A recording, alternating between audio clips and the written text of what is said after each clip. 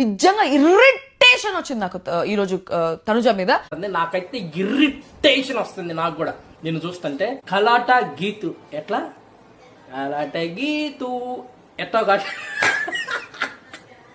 ఎలాగో అంటదావా అని అదాని చెప్పేస్తుంది కలాటా గీత్ అని.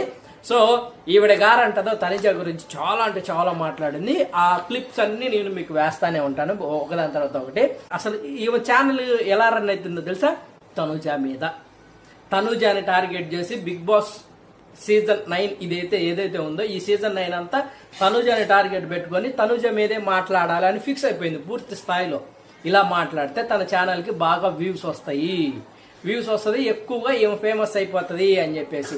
ఏమో కూడా ఒకప్పుడు బిగ్ బాస్ కంటెండర్గా వెళ్ళిన ఆమె. సో అక్కడ ఏం జరిగింది, పరిస్థితులు ఎలా ఉంటాయి తనకు తెలీదా?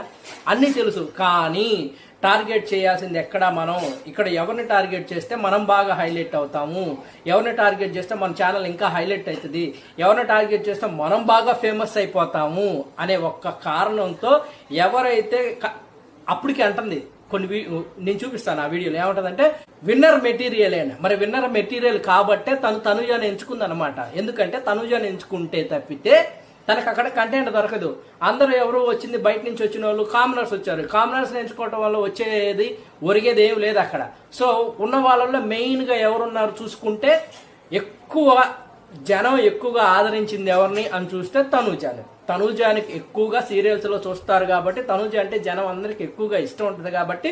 సో ప్రతి ఒక్కరు తనుజ మీద పాజిటివ్గా ఉంటారు కాబట్టి మనం నెగిటివ్గా వెళ్ళిపోతే ఆటోమేటిక్గా జనం అందరూ మన ఛానల్ని చూస్తారు, మన ఛానల్కి ఎక్కువ వ్యూస్ వస్తాయి, మనం ఎక్కువగా డబ్బులు తెచ్చుకోవచ్చు, మనం గోవా బ్యాంకాక్ వెళ్ళి ఎక్కువగా సరదాలు షికార్లు చెయ్యొచ్చు అనే ఒక కాన్సెప్ట్ పెట్టుకొని బిగ్ బాస్ సీజన్ 9 మొత్తం మీద తనుజాని టార్గెట్ చేయాలని ఫిక్స్ అయిపోయింది అనమాట. ఈ గలాట గీతు సపోర్ట్ ఒక్కరు కూడా లేరని చెప్పేది.